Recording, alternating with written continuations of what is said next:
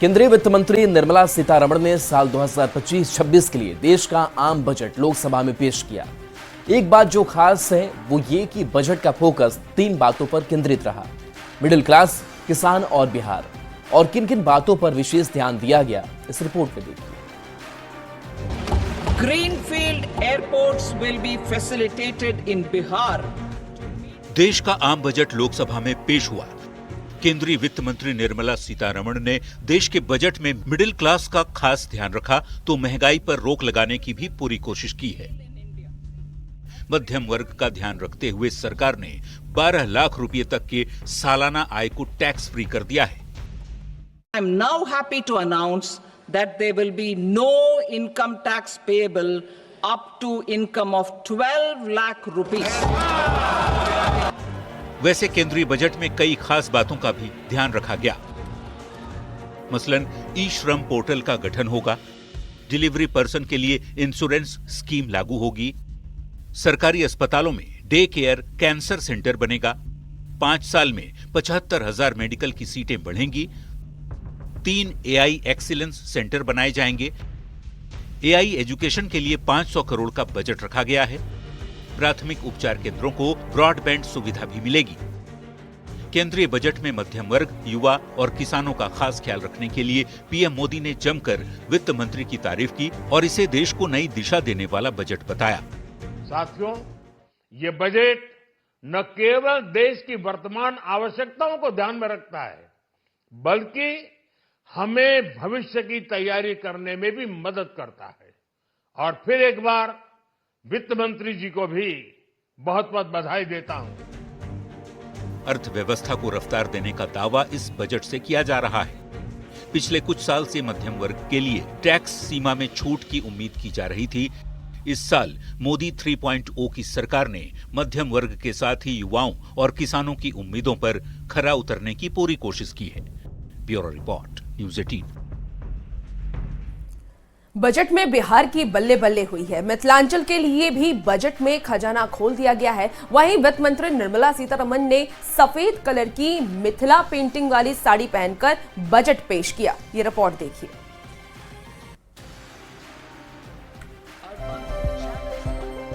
केंद्रीय वित्त मंत्री निर्मला सीतारमण ने लोकसभा में बजट पेश किया। इस दौरान उन्होंने बिहार को लेकर कई बड़े ऐलान किए। बजट में मोदी सरकार मिथिलांचल को लेकर के मेहरबान नजर आई।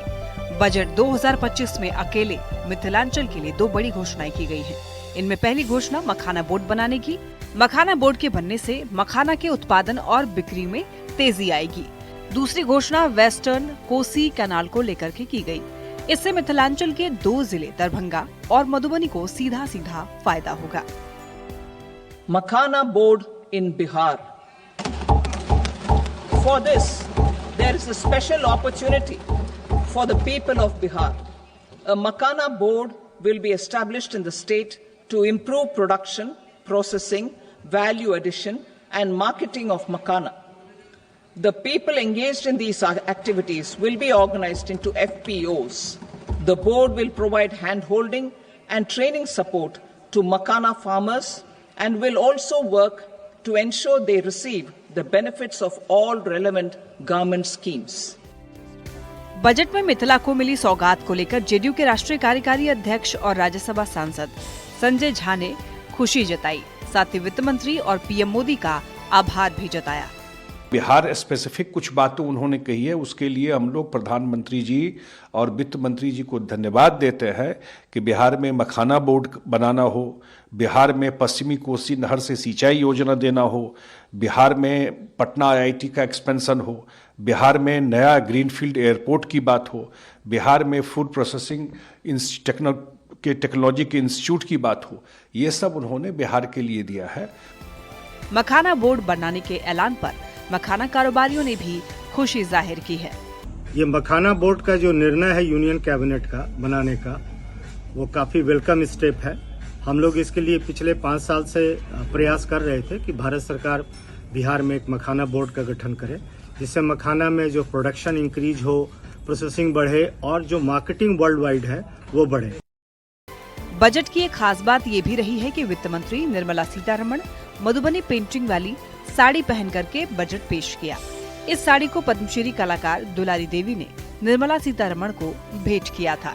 जे हुनका भेंट देल गेलै मिथिला पेंटिंग, मधुबनी पेंटिंग, चित्रकला के स्थान तरफसँ, जे ओहि साड़ीमे जे छै, जे अपना सबके मिथिलामे माछ मखान बहुत फेमस छै। ओहि साड़ीमे हम दर्शेने छलियै जोरुआ माछ और कमल। तऽ माछ अहाँके विष्णु रूप होइ छै। अपना बिहारके लेल, देशके लेल बहुत बड़का चीज छै। आइ हमसब बड़ खुश छी जे हमर सीतारमण जीके विदाइ जेना बेटीके दै छै, सीताजीके विदाइ भेलै तऽ हुनको विदाइमे साड़ि कऽ गेलखिन। 77 मिनट के बजट भाषण में वित्त मंत्री ने 9 बार बिहार का जिक्र किया है। 2014 में जब नीतीश ने बीजेपी का साथ छोड़ दिया, तब भी बीजेपी गठबंधन ने मिथिलांचल की सभी 5 लोकसभा सीटों पर जीत दर्ज कर ली। 2019 और 2024 के लोकसभा चुनाव में भी इस इलाके की सभी सीटों पर बीजेपी गठबंधन ने जीत दर्ज की है। यही वजह है कि बजट में मिथिलांचल का खास ख्याल रखा गया है। न्यूज 18 के लिए दरभंगा से विपिन कुमार दास के साथ ब्यूरो रिपोर्ट। केंद्रीय बजट 2025-26 में बिहार के मिथिला क्षेत्र के मखाना किसानों को लिए बड़ी खुशखबरी आई। केंद्र सरकार ने मिथिलांचल और कोसी क्षेत्र के मखाना किसानों के लिए मखाना बोर्ड बनाने का ऐलान किया है। इससे किसानों को सीधा बाजार मिलेगा और उनकी आय भी बढ़ेगी। इसे लेकर मखाना व्यवसायी से लेकर चैंबर ऑफ कॉमर्स ने खुशी जताई है। साथ ही पीएम मोदी और वित्त मंत्री का धन्यवाद किया है।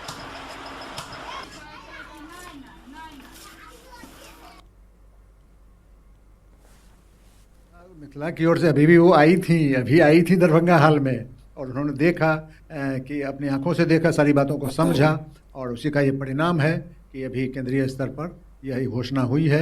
बहुत ही स्वागत, उनको बहुत बहुत धन्यवाद। इससे सबसे बड़ा परिवर्तन आएगा कि मखाना पे एक प्रॉपर इसकी मार्केटिंग होगी। मखाना का एक ग्लोबल जो वैल्यू एडिशन है वो होगा। मखाने के डिफरेंट वैल्यू एडिशन में, इनकी प्रोसेसिंग में और इसके एग्रीकल्चर में गवर्नमेंट ऑफ इंडिया का एक बहुत बड़ा फोकस होगा। साथ ही साथ मखाना से रिलेटेड जो भी पॉलिसी मेकिंग होगी उसमें मखाना बोर्ड का एक मार्गदर्शन होगा गवर्नमेंट ऑफ इंडिया का। तो मखाना जो एक सुपर फूड है उसके लिए आज का दिन बहुत ही खास दिन है। ये आज का बजट तो खैर काफ़ी शानदार बजट है। आपने खासकर मखाना विकास बोर्ड बनाने की जो इन्होंने घोषणा की है, तो इनका जो अभी हाल में दरभंगा दौरा हुआ, हम लोग समझते हैं कि उसी की यह देन है कि दरभंगा में मखाना विकास बोर्ड बनाने का इन्होंने निर्णय लिया है। मिथिला की खोई पहचान को वापस लाने का प्रयास है। ये बजट बहुत ही सराहनीय और शानदार है। इसके लिए सभी जनप्रतिनिधि को कोटि कोटि वंदन, अभिनंदन करते हैं। 2025 के आम बजट के बाद आम लोगों के चेहरे खिले हुए नजर आ रहे हैं। इस बार सालाना 12 लाख तक कमाने वाले लोगों को टैक्स फ्री कर दिया गया है। ऐसे में पटना के आम लोगों में खुशी साफ तौर पर देखी जा रही है। आम लोगों ने ये कहा कि इस साल जमकर शॉपिंग होगी। लोगों से बातचीत की न्यूज 18 संवाददाता विनीता मिश्रा ने। वित्त मंत्री निर्मला सीतारमण ने इस बार अपने पिटारे को खोला है और पूरे देश में 12 लाख तक कमाने वाले लोगों को टैक्स फ्री कर दिया है। और यही वजह है कि जो शॉपिंग करना जिन्हें पसंद है उनके लिए भी खुशखबरी है, क्योंकि अब जिन्हें उम्मीद थी कि इस बार टैक्स स्लैब में लगभग 10 लाख की छूट मिलेगी, लेकिन उसे 12 कर दिया गया है, तो इस साल शॉपिंग भी जमकर होने वाली है। कुछ लोग हैं जो शॉपिंग कर रहे हैं अलग अलग दुकानों में, मॉल में, हम उनसे जानते हैं। क्या नाम है? किरण देवी। टैक्स फ्री कर दिया है 12 लाख तक, और अच्छी बात है। आम लोगों के लिए कितनी अच्छी बात है ये? बहुत अच्छी बात है। अब शॉपिंग होगी ज्यादा? जी जी, और तो आमदनी के हिसाब से होवे करेगा ना शॉपिंग। लेकिन 12 लाख तक कमाइए, टैक्स नहीं देना है। जी, तो मीडियम वर्ग के लिए राहत है। खुश हैं? खुश हैं। क्या क्या उम्मीद थी? उम्मीद पर बजट ठीक लग रहा है? टैक्स के लिए तो कुछ उम्मीद था, मतलब टैक्स तो सभी सोचते हैं, और बाकी तो अब पूरा पता नहीं है अभी कि क्या क्या मिला है। लेकिन टैक्स वाला खुशी है। खुशी है। टैक्स कम कर दिया गया है, 12 लाख तक कमाइए, टैक्स नहीं देना है। हाँ, ये पहली बार बजट में देख रहे हैं हाँ। कि मध्यम वर्गीय को ध्यान में रखा गया। हालांकि हो सकता है कि आगामी बिहार चुनाव को भी ध्यान में रखा गया हो, लेकिन ये मध्यम वर्ग, ये बिहार के लिए नहीं है, पूरे देश के लिए है। वो तो पता है। हाँ। वो तो पता है कि कहीं पे निगाहें, कहीं पे निशाना भी होता है। ठीक है, तो लेकिन मध्यम वर्ग इस बात से खुश है। अब है कि निशाना कहीं भी लगे, मध्यम वर्ग को तो फायदा हुआ है हाँ ना? बिल्कुल बिल्कुल फायदा हुआ है। जम के शॉपिंग होगी और कई लोग जो शॉपिंग करने वाले वो कर भी रहे हैं, खुश भी हैं, क्योंकि ये बजट आम लोगों के लिए खास है। क्योंकि बजट में तो ऐसे बहुत सारी चीजें निकल कर आती है, लेकिन लोगों की निगाहें सिर्फ और सिर्फ टैक्स पर होती है कि इस बार टैक्स कितना देना होगा। और ऐसे में 12 लाख तक अगर आप सालाना कमाते हैं तो आपको टैक्स फ्री कर दिया गया है, और इससे बड़ी खुशी आम लोगों के लिए कुछ और हो ही नहीं सकती। कैमरामैन सुबोध के साथ विनीता मिश्रा, न्यूज 18 पटना। जम के शॉपिंग होगी और कई लोग जो शॉपिंग करने। केंद्रीय मंत्री जीतन राम मांझी ने भी बजट की सराहना की है। मांझी ने बजट को विकसित भारत का बजट बताया है। साथ ही बजट की आलोचना पर विपक्ष को भी जवाब दिया है। बोलते हैं, लेकिन प्रधानमंत्री जी खास करके नॉर्थ ईस्ट के लिए बहुत ज़्यादा चिंतित हैं, और यही कारण है कि बिहार सहित जितने भी नॉर्थ ईस्ट के लोग हैं उसके विकास के लिए हर काम कर रहे हैं। तो आज इस बजट में उनके वही नीति को परिलक्षित होता है, जिससे कि यहाँ बहुत सारे काम हुए हैं। और बहुत लोग कहते हैं कि चुनावी बजट है, बहुत लोग कहते हैं कुछ है, तो वो उनका अपनी बात है। और ये बजट हम सही समझते हैं कि सिर्फ बिहार के लिए नहीं, भारत के लिए है। और भारत का इसलिए भी कि 2047 में जो विकसित भारत है उसका सपना लेकर के लोग चले हैं। पूरे देश में आम बजट और मिडिल क्लास के अलावा अगर किसी और चीज की चर्चा हुई है तो वो है वित्त मंत्री निर्मला सीतारमण की साड़ी की। पद्मश्री सम्मान से सम्मानित दुलारी देवी की दी हुई साड़ी पहनकर वित्त मंत्री निर्मला सीतारमण ने आम बजट पेश किया है, और इसके बाद मधुबनी पेंटिंग वाली साड़ियों की डिमांड अब अचानक से बढ़ गई है। देखिए न्यूज 18 संवाददाता विनीता मिश्रा की एक खास रिपोर्ट। पद्मश्री सम्मान से सम्मानित बिहार की दुलारी देवी द्वारा दी हुई साड़ी पहनकर वित्त मंत्री निर्मला सीतारमण ने आज आम बजट पेश किया है। ये आम बजट आम लोगों के लिए बहुत खास बन गया है, क्योंकि 12 लाख तक कमाने वाले टैक्स फ्री अब हो गए हैं। ऐसे में ये जो साड़ी है इसकी डिमांड भी अब खूब हो रही है, क्योंकि वित्त मंत्री निर्मला सीतारमण बिहार में निर्मित मधुबनी पेंटिंग से तैयार की हुई साड़ी पहनकर आज पहुंची। उनके हाथ में लाल कलर का बैग था, जिसमें आम लोगों के लिए ढेर सारी खुशियां कैद थी। जैसे बिहार की दुलारी देवी ने उन्हें गिफ्ट किया था, और आज वही साड़ी पहनकर वित्त मंत्री निर्मला सीतारमण ने आम बजट पेश किया है। इस साड़ी की खूबसूरती आप देख सकते हैं। बिहार में आपको कई जगह ये साड़ी बड़ी आसानी से मिल जाएगी। खादी मॉल में भी दुलारी देवी जैसी कई ऐसी कलाकार जो मधुबनी पेंटिंग करती हैं, उनके द्वारा निर्मित साड़ियों को यहाँ पे रखा जाता है और लोग आते खरीदारी भी करते हैं। साड़ी बहुत पसंद है आपको? बहुत सुंदर है। आज इस साड़ी की कीमत और खास हो गई है। जी मैम। वित्त मंत्री ने ये साड़ी पहना है और आम लोगों को सौगात दी है, कितनी खुशी हो रही है? बहुत खुशी हो रही है, बहुत अच्छा लग रहा है। अच्छा लग रहा है जी। तो आप भी खरीदने का सोच रही हैं? हाँ जी, खरीदने सोच रहे हैं। बिल्कुल। क्या क्या दाम है इस साड़ी का? इसका दाम है 17,650 रुपया। 30% ऑफ चल रहा है अभी ऑफ चल रहा है? जी मैम। बिल्कुल। तो अलग अलग साड़ियों की जो रेट है वो यहाँ है, और जो खूबसूरती है इन साड़ियों की वो यहाँ नजर आ रही है। कैमरामैन सुबोध के साथ विनीता मिश्रा, न्यूज 18 पटना। वित्त मंत्री निर्मला सीतारमण मधुबनी पेंटिंग की साड़ी में बजट पेश किया। इसे लेकर मिथिला के लोगों ने खुशी जताई है। मिथिला पेंटिंग के कलाकारों ने कहा कि वित्त मंत्री ने मान बढ़ाया है। वित्त मंत्री के साड़ी पहनने से व्यवसाय को बढ़ावा मिलेगा।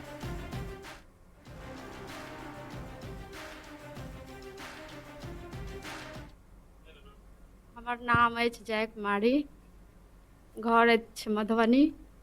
हम सृजन मिथिला से जुड़ल छी। यहाँ मिथिला पेंटिंग के काम कर रहल छी, साड़ी में, सूट में, हर चीज में। अभी जे गैल अछि वित्त मंत्री जे छथिन, ओ मिथिला पेंटिंग के साड़ी पहिर कऽ गेल छथिन। ओहि के लेल तऽ हमरा सबके बहुत प्रभावित भेलथि है। से बहुत सुंदर छै, हमरा सबके लेल बहुत अच्छा छै। से काम बहुत अच्छा हमरा लागल या मिथिला पेंटिंग जे पहिन कऽ गेलखिन या।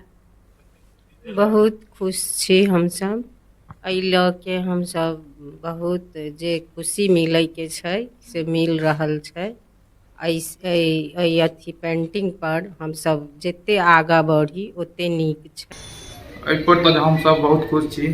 कम से कम जे मिथिला पेंटिंग जे मंत्री पहिर कऽ गेलखिन ओहि सांसदमे, तऽ जते लोग जे हुनका प्रभावित भेल हेथिन साड़ी देख कऽ, जे वर्णन भेलनि तऽ बहुत खुश छी। ताकि जो हमरो और के जो डिमांड साड़ी के ऊपर जो और कार्य हुआ।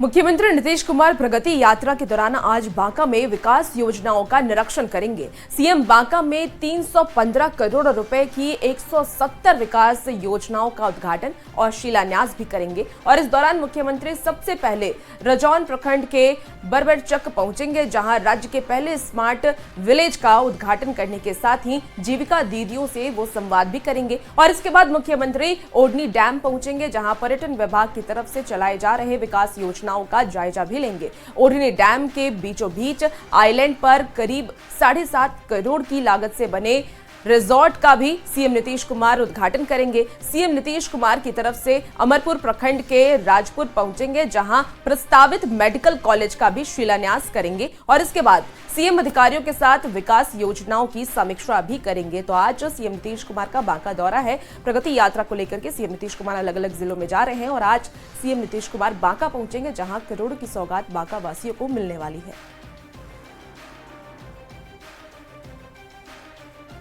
इस कार्यक्रम में माननीय मुख्यमंत्री जी बांका के लिए बड़ी सौगात लेकर आ रहे हैं। जिस जिस जिले में गए हैं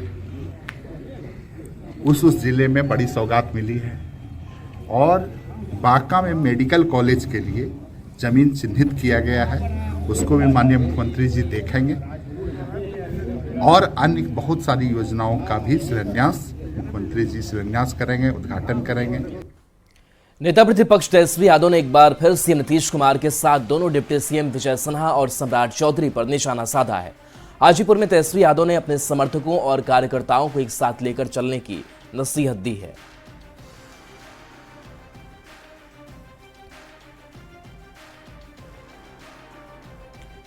तो सीएम नीतीश पर फिर तेजस्वी यादव ने निशाना साधा है। प्रगति यात्रा चल रही है नीतीश कुमार की, इस पर सवाल उठाया है। इसके साथ साथ विजय सिन्हा और सम्राट चौधरी को भी निशाने पर तेजस्वी ने लिया है।